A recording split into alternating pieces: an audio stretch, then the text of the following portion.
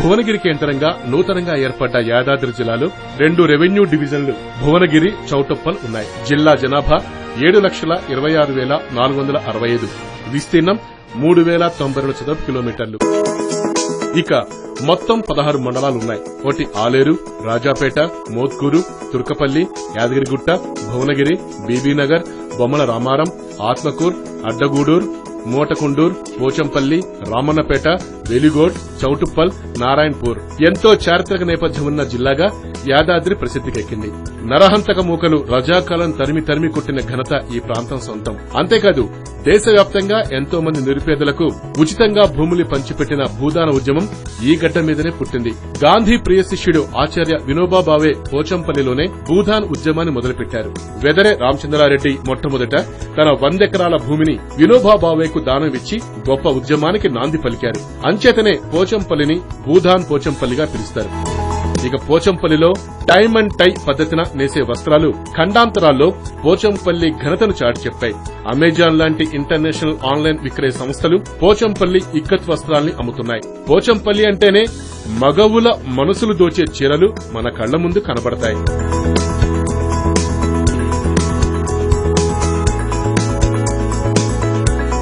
యాదాద్రి జిల్లా పూర్తిగా పారిశ్రామిక ప్రాంతం. కొన్ని వందల పరిశ్రమలు ఇక్కడ కొలువే ఉన్నాయి. నిన్న మొన్నటి దాకా నరరూప రాక్షసుడు మనిషి రూపంలో ఉన్న మృగం నయీంది భువనగిరి ప్రాంతం కావడంతో పెద్ద కంపెనీలు కూడా ఇక్కడ తమ ఫ్యాక్టరీలు స్థాపించడానికి సాహసించలేదు.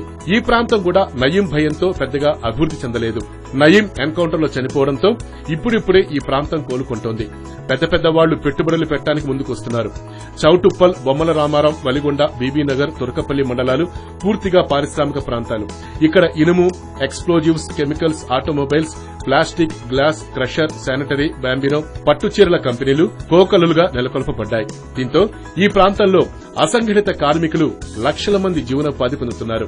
ఇతర రాష్ట్రాల నుంచి కూడా కార్మికులు వచ్చి ఇక్కడ స్థిరపడి కంపెనీల్లో జీవనోపాధి పొందుతున్నారు. NH65, NH163 2 జాతీయ రహదారులు కలిగి ఉంది ఈ యాదాద్రి జిల్లా.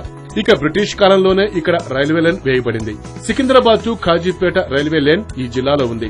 అది కూడా డబుల్ లైన్ కావడంతో రైల్వే లైన్ల పరంగా ఈ జిల్లా ఎంతో పురోగతిలో ఉంది. ప్రతిరోజు 50 రైళ్లు భువనగిరి మీదుగా వచ్చి వెళ్తుంటాయి. ఇసుక, ఎర్రమట్టి, రాతిగుట్టలు, ఈ సంపద అపారంగా ఉన్న జిల్లా యాదాద్రి జిల్లా. ఇక పర్యాటకానికి వస్తే ప్రపంచ ప్రసిద్దిగాంచిన యాదాద్రి ఆలయం ఈ జిల్లాకు మణిహారంలా నిలిచింది. యాదగిరి నరసింహస్వామిని ప్రతిరోజు తలుచుకోవాలన్న తలంపుతో ముఖ్యమంత్రి కేసీఆర్ ఈ జిల్లాకు యాదాద్రి పేరు పెట్టడం జరిగింది. బౌద్ధ, జైన, శైవ, వైష్ణాలయాలు కలిగి ఆధ్యాత్మిక పరిమళాలు వెదజల్లే కొలనుపాక ఆలేరు మండలంలో ఉంది. కొలనుపాకకు ప్రతిరోజు దేశ విదేశాల నుంచి భక్తులు వచ్చిపోతుంటారు. జిల్లా కేంద్రంలోని ఏకశిల పర్వతమైన భువనగిరి కిల్లా ఈ ప్రాంతానికే వన్నె తెచ్చింది. ఇక్ష్వాకుల నుంచి కుతుబ్ షాహీ వంశస్థుల దాకా అందరూ ఎంతో ముచ్చటపడి పరిపాలించిన ప్రాంతం భువనగిరి. ఆనాటి రాజులు ఎంతో ముచ్చటపడి ఏకశిల కొండపై నిర్మించుకున్న కోట భువనగిరి కిల్లా.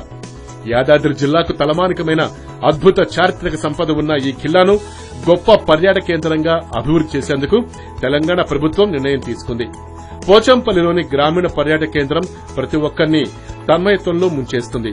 వలిగొండ మండలం వెంకటాపురంలో ఉన్న మత్స్యగిరి లక్ష్మీ నరసింహస్వామి ఆలయం భక్తుల కొంగు బంగారంగా నిలుస్తోంది.